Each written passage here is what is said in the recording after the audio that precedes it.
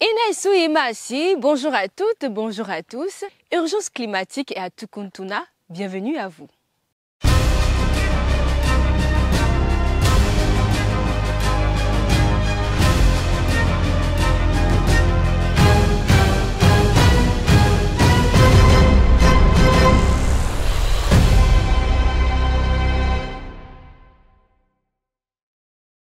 Les pluies de cette année sont déjà précoces. En avril, l'année dernière, les pluies se sont installées un peu plus tard par rapport à cette année, disons le mois de mai.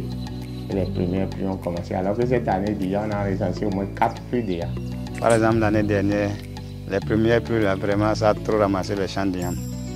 On a ni les buts qu'on a labourées, ni les têtes de yam qu'on a semées.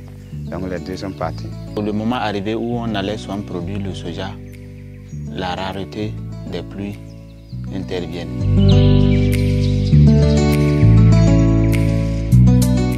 Tukuntuna, situé au nord-ouest du Bénin, se trouve à 600 km de Cotonou, dans le département de l'Atakora.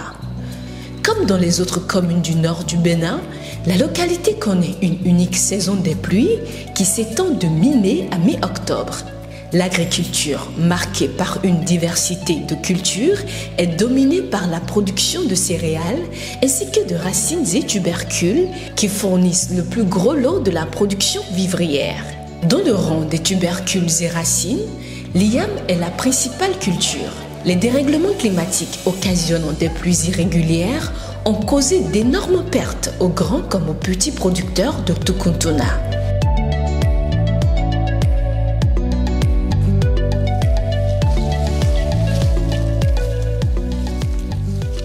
Ici, nous sommes dans un champ d'iam qui s'étend sur 2,5 hectares dans le village de Kmentikou. Monsieur Yokosi Choropa en est le propriétaire. Ces yams sont semés depuis le 20 janvier 2025. Je vais à sa rencontre.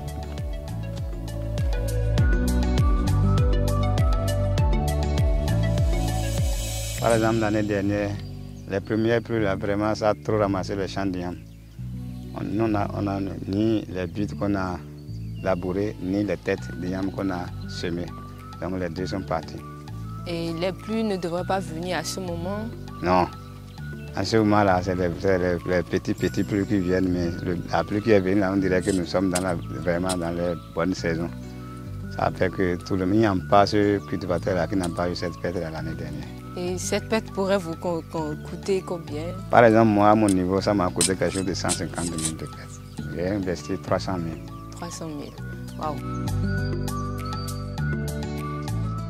Cette nouvelle réalité climatique affecte également la production des légumineuses telles que le soja, une filière en pleine expansion dans la commune.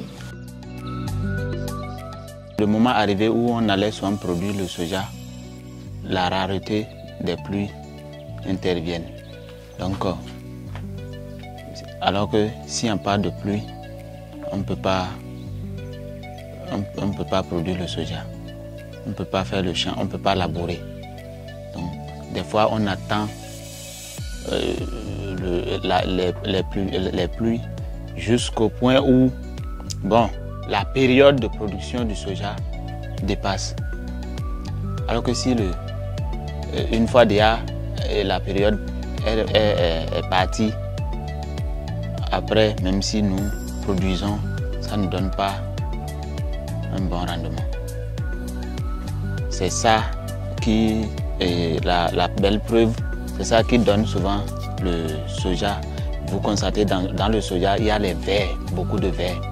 Donc c'est grâce aux raretés de pluie que cela se manifeste.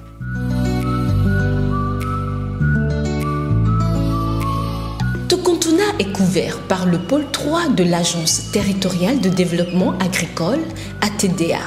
Face au défi de la maîtrise de la pluviométrie, la cellule communale de l'ATDA accompagne les producteurs dans le respect des itinéraires techniques agricoles. L'année dernière, il faut le dire, on a enregistré, les pluies ne se sont pas installées au moment voulu, mais arrivé à un certain moment donné, elles sont venues abondamment.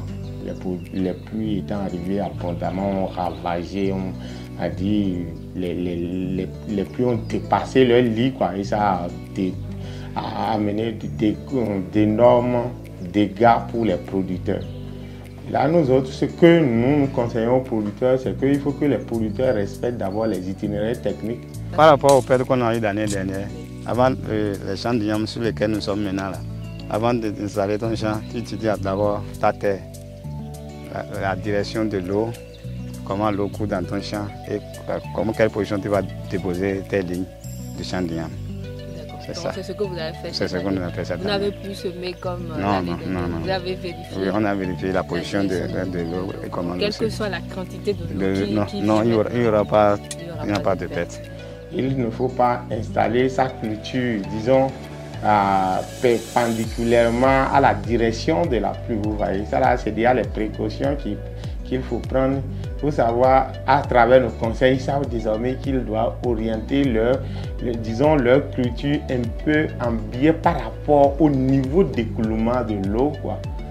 Mais si ça dépasse aussi la capacité, bon, parfois on subit les pertes, les dégâts.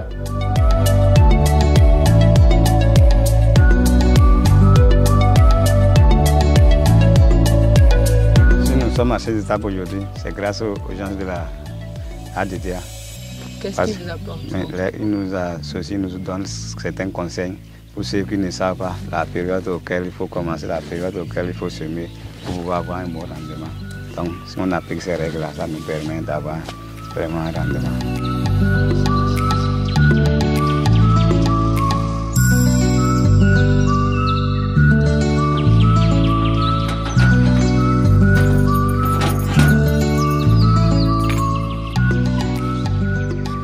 Choroba, Nicolas a lui aussi subi des pertes lors de sa dernière campagne agricole.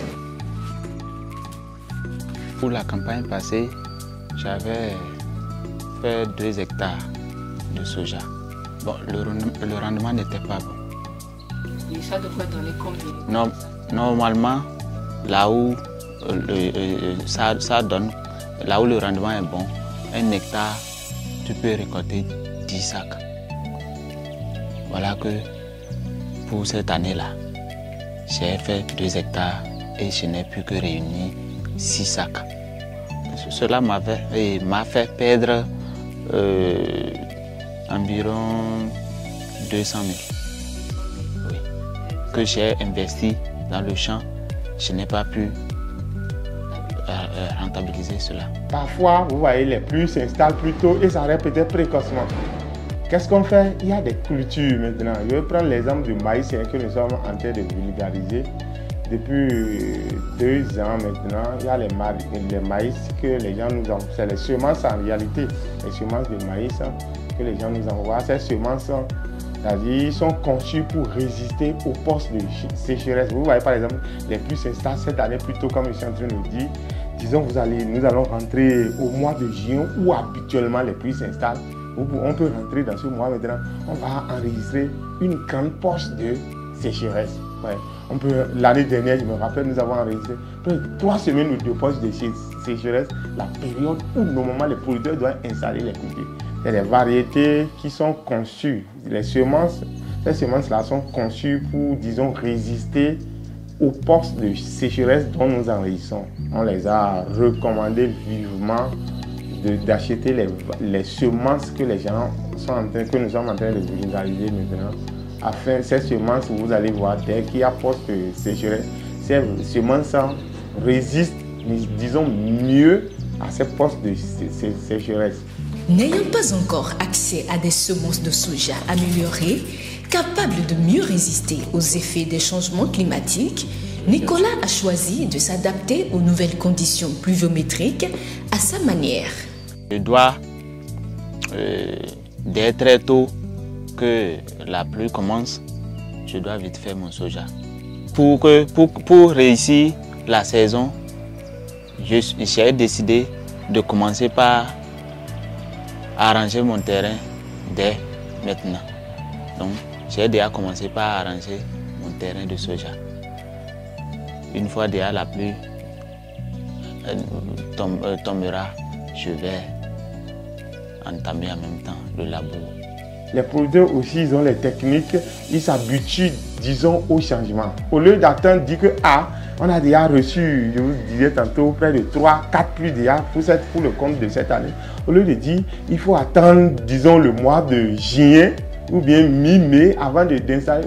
Ils commencent plus tôt l'installation. De sorte que même si la pluie qui s'est installée précocement s'arrêtait brusquement en cours de juin, au moins les cultures qu'ils ont installées précocement a déjà, disons, bouclé le cycle du développement.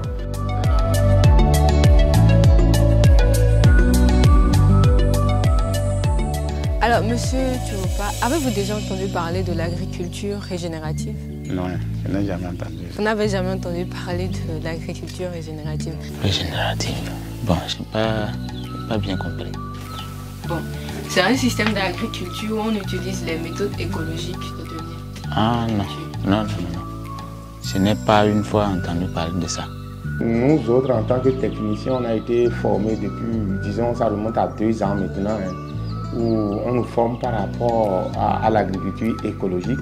Il faut dire qu'à la date d'aujourd'hui, il y a certains producteurs, surtout on voit ça au niveau de la production de coton, certains producteurs cultivent le coton sans l'engrais minéral, sans les produits chimiques. Vous voyez, si tous les producteurs peuvent aller dans ce sens, je crois que ça serait un pari gagnant. Et la remarque pour le moment, c'est que ces produits ne sont pas disponibles parce que certains voudraient transiter vers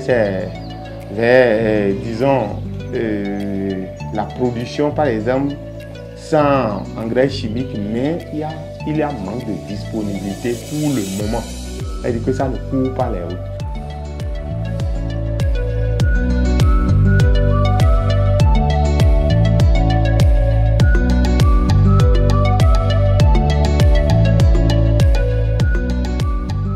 De solutions pour faire face au dérèglement climatique dans l'agriculture. Urgence climatique à Tukuntuna, Sud et Fin. Merci de nous avoir suivis. Rendez-vous au prochain numéro.